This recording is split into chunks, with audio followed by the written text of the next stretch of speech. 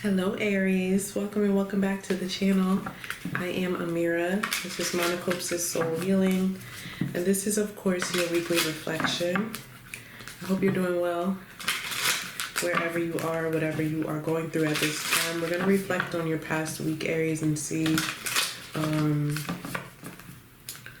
what clarification we can get, and then we'll also tap into what major lesson you were meant to learn through everything that you experienced. Your first intuitive message is persistence is key. Persistence is key. But then I also just heard something about curiosity. All right.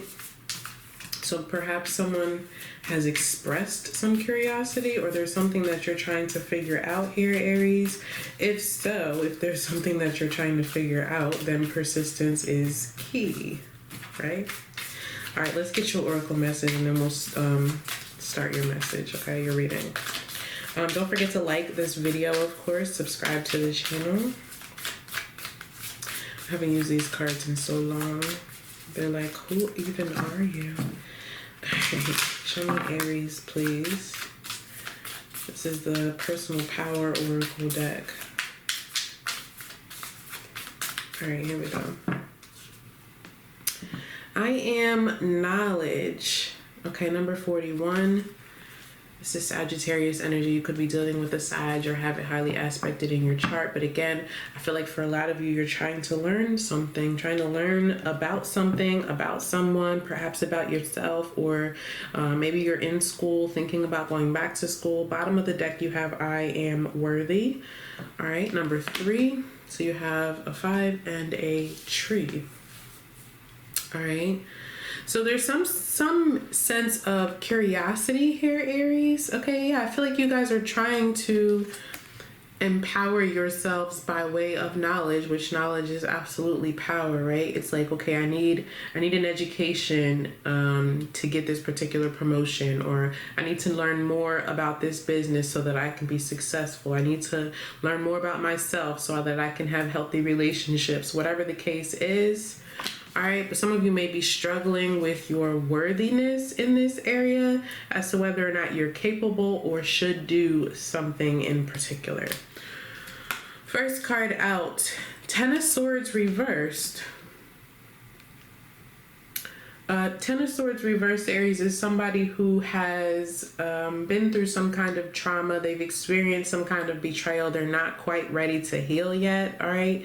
This is someone who doesn't feel super powerful, all right? Somebody who could be avoiding the truth, or because the Ten of Swords literally is the truth hurts. That's what it is. That's what it means. And it's a deep, deep, deep truth typically, and it hurts a lot most of the time. But it also frees us from a particular pain or path trajectory that we've been on. But the Ten of Swords reversed is someone who is, they could be in a victim mentality, right? Waiting or hoping for someone else to come and save them. Or this is somebody who's struggling to think outside of where they currently are, all right? Somebody who is struggling to plan, prepare appropriately. Somebody who cannot see into the future. Essentially, it's like, no, how is this even possible? I'll just lay here and continue to be in pain. All right. There's also, with the Ten of Swords reversed, this is also somebody who is not willing to forgive. Okay, if there's been some kind of betrayal, someone who's struggling to forgive themselves even. Okay, you also have the Ten of Wands reversed. Jeez, Aries. Yeah, this Sagittarius energy, right? But the Ten of Wands reversed, similar to the Ten of Swords reversed, is someone who's overwhelmed, someone who's overworked. It's a cycle that's being delayed. It's something should be over with so that someone can start anew with clarity, with more knowledge, with precision, with healing. All right. An epiphany, enlightenment, excitement, all those things. Someone should be starting a new life here, but there's delays.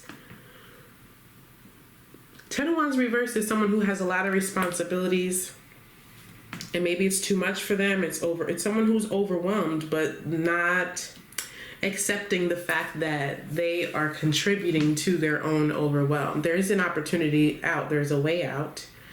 Okay, but the Ten of Wands reverse indicates that someone would, and especially with this Ten of Swords, I mean, There's a cycle here that needs to be over ultimately, but it's being delayed.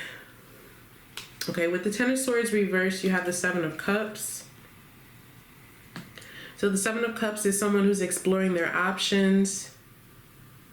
It's interesting because I was visualizing this card before when I was doing your pre-shuffle. And when I say this card, I mean this rip in the corner. I knew that in this deck there was a card like this. I thought it was the Seven of Wands though. Okay, so some of you may be blocking your progress because you have a boundary up, a guard up, or you're fighting to prove a particular point. Seven of Cups is somebody who has a lot of options, sometimes too many, so much so that it causes confusion and stagnation because a decision isn't being made.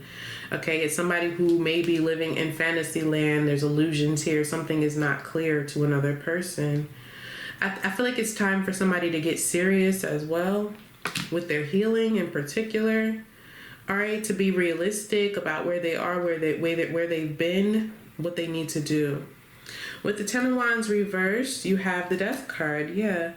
All right, with death comes new life. And especially in this beautiful Scorpio season that we're in, you have double Scorpio energy here.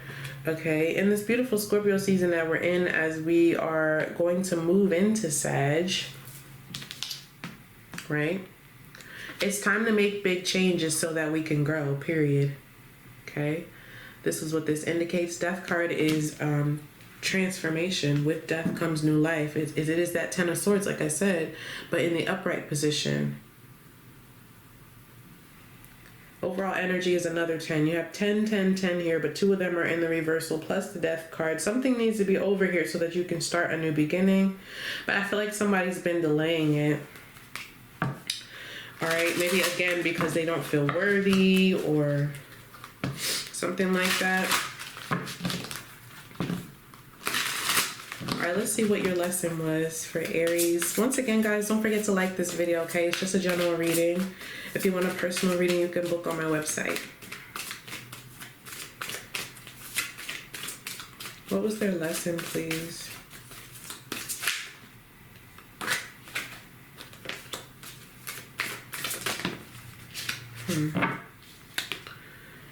Your lesson was the Eight of Cups reversed. So the Eight of Cups reverse, Aries, this is somebody who is telling themselves lies, okay? That I'm happy here, that I'm satisfied here, that, you know, I'm enjoying myself. I'm not wasting time. I'm just exploring my options. No, the Eight of Cups reversed is someone who knows that their circumstances need to change, that they're not emotionally satisfied, but they remain in that space of the Seven of Cups, which is here. Because there's a fear of change, a fear of this cycle being over, a fear of death, really, you know. But with death comes new life, and I definitely see an opportunity here for somebody to start a new cycle. There's just a lot of avoidance. Yeah, the Five of Wands reversed.